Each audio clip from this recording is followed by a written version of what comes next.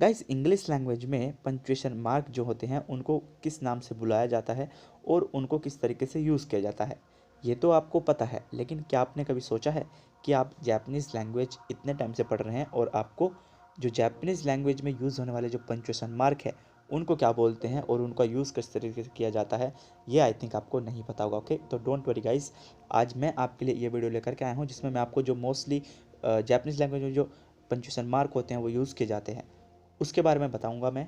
उनको Japanese language में क्या बोलते हैं वो भी बताऊंगा एंड उसका यूज़ किस तरीके से करते हैं वो भी बताऊंगा। ओके गाइस, तो बने रहिए हमारे इस वीडियो में एंड तक। तो चलिए करते वीडियो को शुरू। मेरा नाम है रोहित, आप देख रहे हैं ड्यूनोंगो देवा हजमे शो।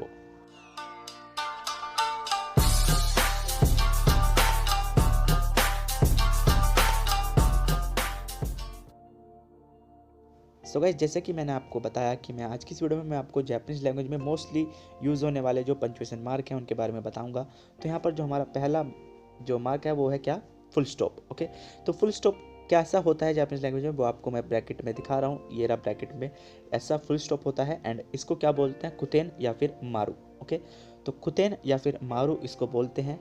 और यहाँ पर इसका जो एक सेंटेंस मैंने यूज़ बताया है वो क्या है, वो सिंपल जैसे कि हम इंग्लिश लैंग्वेज में फुल स्टॉप का यूज़ करते हैं वैसे ही हम जापानीज़ लैंग्वेज में जो ये फुल स्टॉप है इसका यूज़ करते हैं। ओके, तो बात अच्छी बात रोहित तो मोशिमास एंड सेंटेंस के एंड में मैंने लगाया फुल स्टॉप, जो कि यहाँ पर ये शो करता है कि सेंटेंस की एंडिंग हो गई है। ओके, ये है सिंपल फुल स्टॉप का यूज़। ओके, तो ये कुछ ज़्यादा टिपिकल नहीं है, बाकी जो नीचे धीरे धीरे हम देखेंगे वो थोड़े सीखने वाली बात है। तो यहाँ पर सेकंड में आता है गाइज हमारा जापानीज़ कोमा। ओके, तो जापानीज़ जो कोमा होते हैं वो किस तरीके से होते हैं, वो थोड़े उल्ट, जो इंग्लिश में हम कोमा यूज़ करते हैं वो हम ऐसे होते हैं। ओके, लेकिन जो जापानीज़ में करते हैं वो हम ऐसे होते हैं, तो उल्टे। तो जापानीज़ में जो कोमा यूज़ किया जाता है वो एक तरीके से अपोजिट होता है इंग्लिश वाले कोमा के। तो यहाँ पर जो कोमा है वो आप ब्रैकेट में देख सकते हैं, कुछ ऐसा होता है एंड इसको क्या बोलते हैं, तोतेन। तोतेन या फिर नॉर्मल तेन। ठीक है, तो तोतेन मतलब होता है जापानीज़ कोमा, या फिर सिंपल जो कोमा होता है उसको तोतेन बोला जाता है जापानीज़ में। ओके, उसका यूज़ किस तरीके से किया जाता है कि यहाँ पर एक तरीके से हम सेंटेंस पूरा नहीं हुआ तो उसी को हम मतलब इस तरीके से यूज़ करना है हमें कि अपनी हम दो बातों को जोड़ रहे हैं।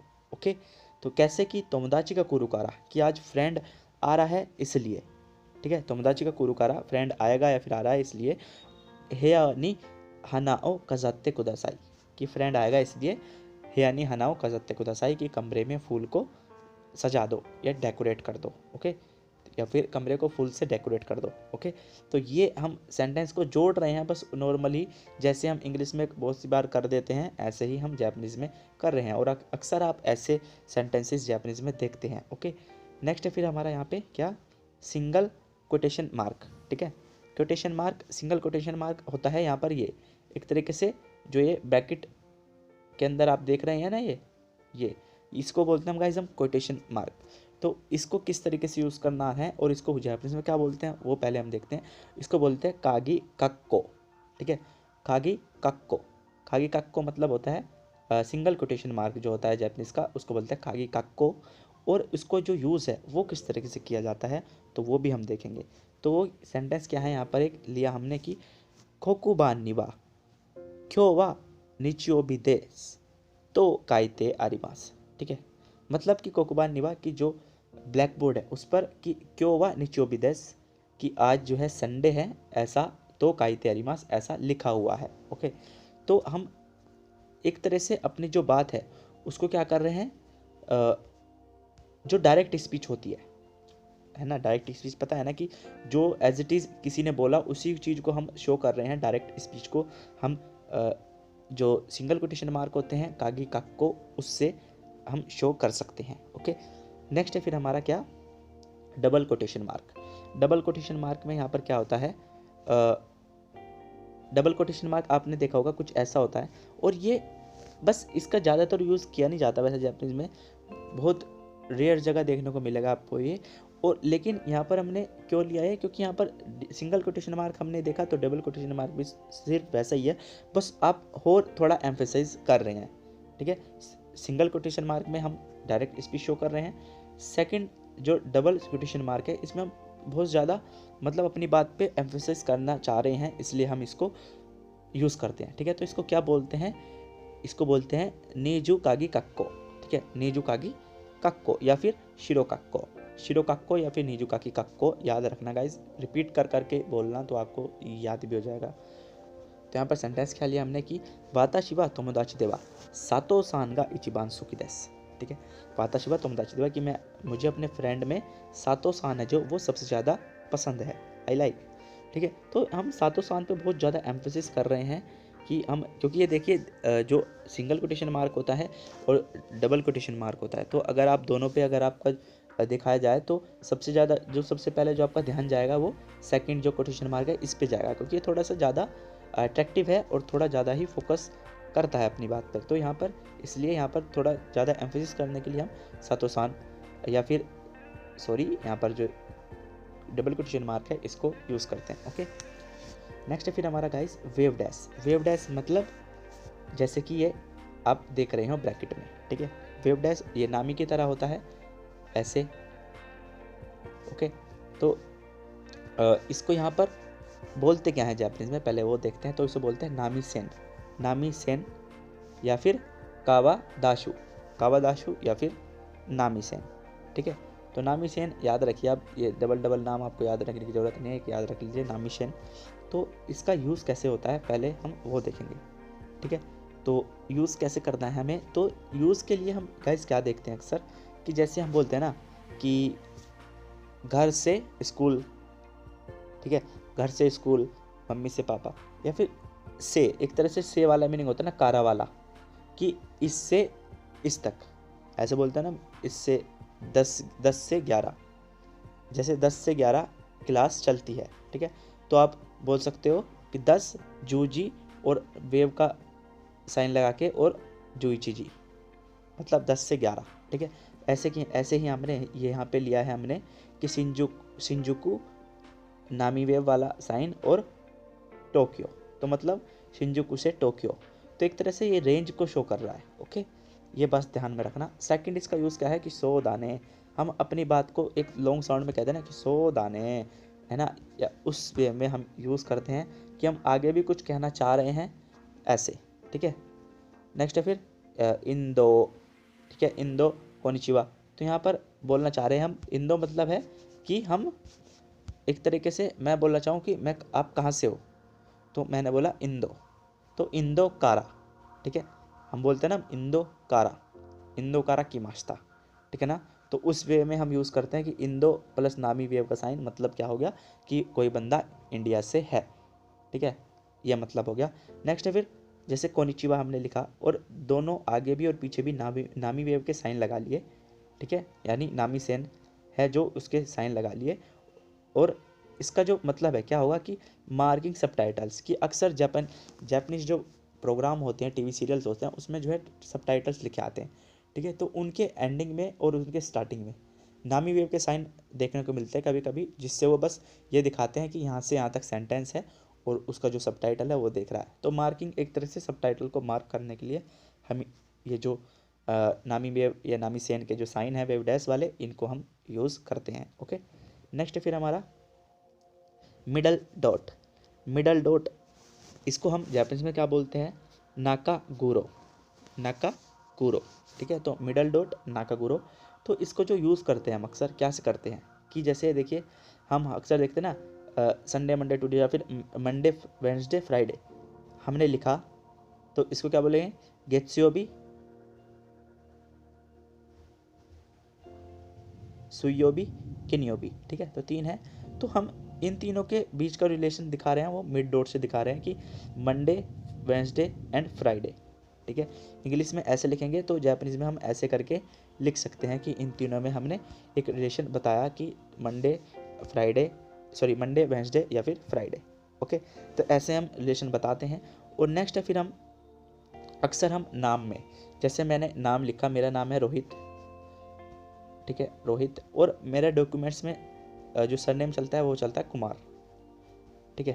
तो रोहित कुमार, तो रोहित कुमार, अब जो कुमार है वो मेरा सरनेम है और ये मेरा रोहित है, ठीक है। तो अक्सर जापानीज में नाम उल्टा हो जाता है कि कुमारू, फिर हमने लगाया मिडल डॉट एंड रोहितो, ठीक है। तो कुमारू रोहितो लिखा हुआ है यहाँ पे, जिसका मतलब हम एक तरीके से शो कर रहे हैं अपने नाम को, बता रहे हैं नाम के बीच में कि ये जो मेरा सरनेम है एंड जो मेरा रियल नेम है वो क्या है, रोहितो। ओके, तो ऐसे हम अक्सर नाम के साथ भी इसका यूज़ करते हैं। ठीक है, नेक्स्ट है फिर यहाँ पे हमारा क्वेश्चन मार्क। क्वेश्चन मार्क का कैसे यूज़ किया जाता है वो आपको पता ही है, जैसे इंग्लिश में यूज़ करते हैं वैसे हम जापानीज़ में यूज़ करते हैं। बस फ़र्क क्या होता है कि उसको जापानीज़ में क्या बोलते हैं, गिमोनफू, गिमोनफू उसको बोलते हैं, है ना, या फिर हातेना माकू, हातेना माकू भी बोलते हैं और गिमोनफू भी बोलते हैं। लेकिन जो उसका यूज़ है वो कैसे करते हैं, सिंपल जैसे इंग्लिश में करते हैं। लेकिन अक्सर आप देखोगे कि जापानीज़ जो सेंटेंसेस होते हैं, इंटरोगेटिव वाले सेंटेंस में भी आपको क्वेश्चन मार्क देखने को नहीं मिलेगा। क्यों नहीं मिलेगा, क्योंकि वहाँ पर गाइस ये जो का पार्टिकल होता है वो लग जाता है, और जो का पार्टिकल है वो अपने आप में खुद एक क्वेश्चन मार्क है। ऐसा जापानीज़ में होता है कि वहाँ पर का पार्टिकल खुद में ही एक क्वेश्चन को रिप्रेजेंट करता है, तो इसलिए वो क्वेश्चन मार्क बहुत रेयर ही यूज़ करते हैं, क्योंकि वो अक्सर क्वेश्चन पूछने के लिए का पार्टिकल का यूज़ करते हैं। ओके, नेक्स्ट है फिर हमारा एक्सक्लेमेशन पॉइंट। ठीक है, एक्सक्लेमेशन पॉइंट मतलब यहाँ पर ये जो पॉइंट है दिख रहा है आपको ब्रैकेट में, इसको बोलते हैं एक्सक्लेमेशन पॉइंट।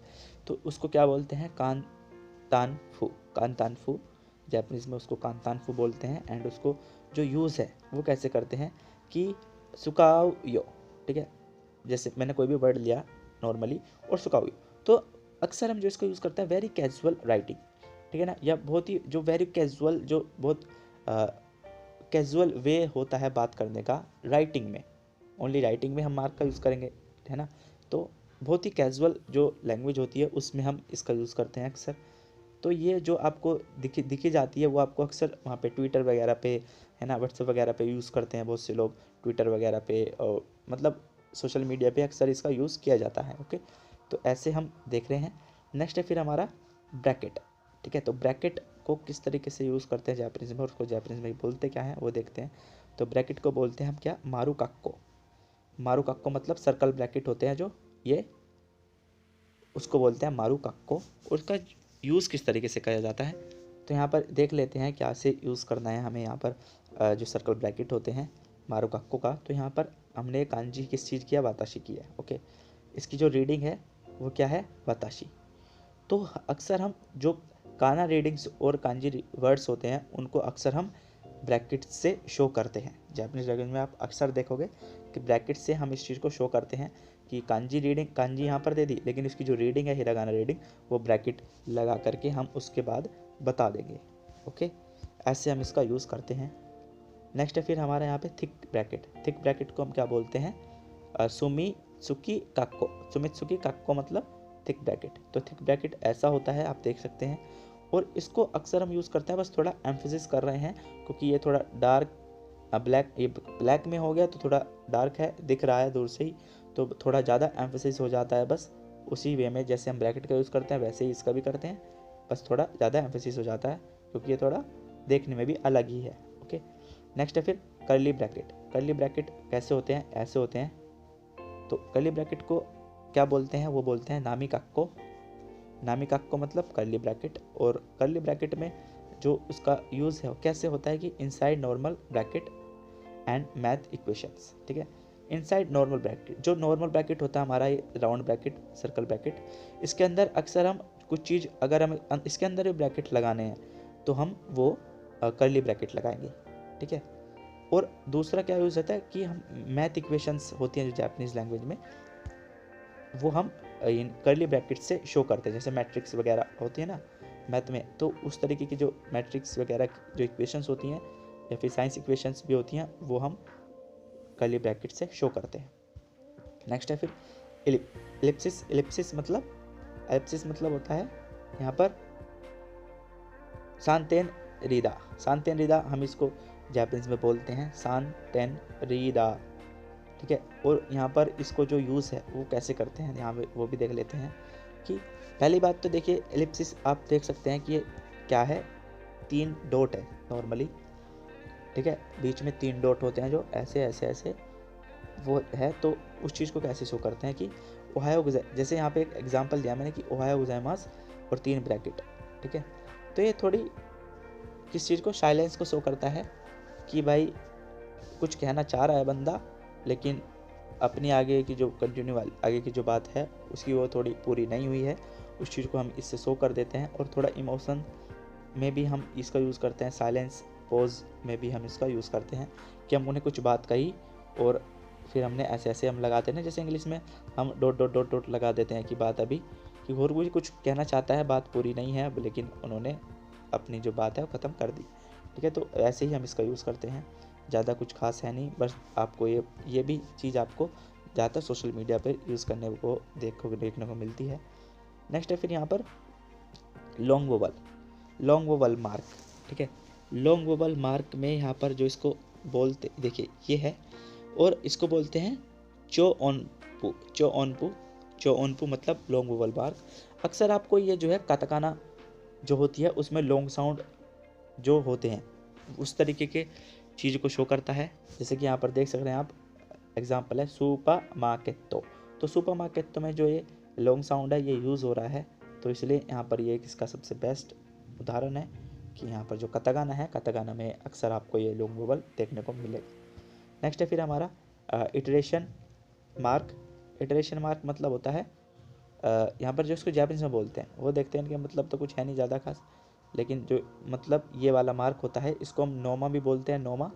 एंड इसको जो दूसरी रीडिंग है वो क्या है इसकी, ओदोरी जी भी बोलते हैं। ठीक है, तो ओदोरी जी याद कर सकते हैं आप, या फिर नोमा याद कर सकते हैं नॉर्मली। तो ये जो कांजी है ये एक तरीके से रिपीटर है। जैसे हम रीडिंग जब रिपीट होती है, ठीक है, किसी वर्ड एक वर्ड है जिसमें रीडिंग रिपीट हो रही है, तो उसको अक्सर हम नोमा लगा करके दिखाते हैं। जैसे हम बोलते हैं इरो इरोना मतलब इरो और इरो ना, तो इरो इरो दो बार आ गया, तो जो पहला इरो है उसकी कांजी आ जाएगी और दूसरा इरो है उसमें जो है हम नोमा लगा देंगे। ठीक है, तो नोमा मतलब एक तरीके से यहाँ पर रिपीटर हो गया जो रिपीट करता है। ऐसे ही एक सेंटेंस, सॉरी एक और एग्जाम्पल की तोकी दोकी।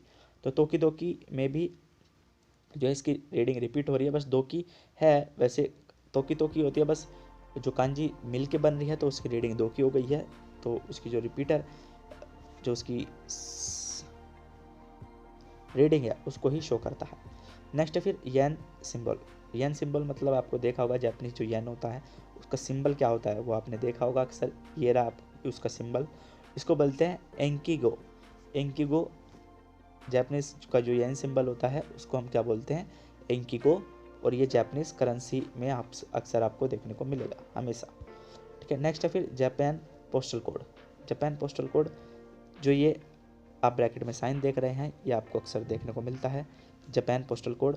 कि ये जो साइन होता है ना गाइस, जो जापान के पोस्ट ऑफिस होते हैं उनका भी उसका साइन यही होता है। ठीक है ना, तो ये अक्सर आपको वाइट कलर में भी देखने को मिलेगा, कहीं पे रेड और वाइट के कॉम्बिनेशन में भी मिलेगा। ठीक है, तो अगर आपको मतलब कुल मिला के जापान में पोस्ट ऑफिस ढूंढना है तो आप इस जो पोस्ट ऑफिस बोल लीजिए या फिर मेल बॉक्स या पोस्ट ऑफिस, अगर आपको जापान में ढूंढना है तो आप इस साइन को ढूंढेंगे।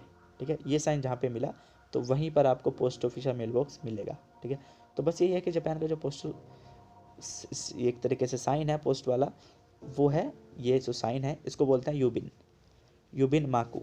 ठीक है, यूबिन माकू मतलब जो यूबिन क्योकू होता है ना, यूबिन क्योकू तो पोस्ट ऑफिस। ठीक है, तो ऐसे ही यूबिन माकू जो पोस्ट का उसका मार्क है वो क्या है आप देख सकते हैं यहाँ पर, ये जो है ये है। ओके, तो ये थे गाइस कुछ हमारे जो पंचुएशन मार्क होते हैं जापानीज लैंग्वेज में। तो मोस्टली जो यूज़ किए जाते हैं मैंने वही बताए हैं, फालतू के मैंने नहीं बताए। और ये मैंने पीडीएफ बनाया था, खुद से लिखा था। तो अक्सर अगर आप चाहते हैं कि ये पीडीएफ मैं आपके साथ शेयर करूं तो आप प्लीज़ मेरे को कमेंट में लिख दीजिएगा, मैं आपको ये पीडीएफ शेयर कर दूंगा। ओके, तो चलिए मिलते हैं नेक्स्ट वीडियो में, तब तक के लिए take care, bye bye, sayonara.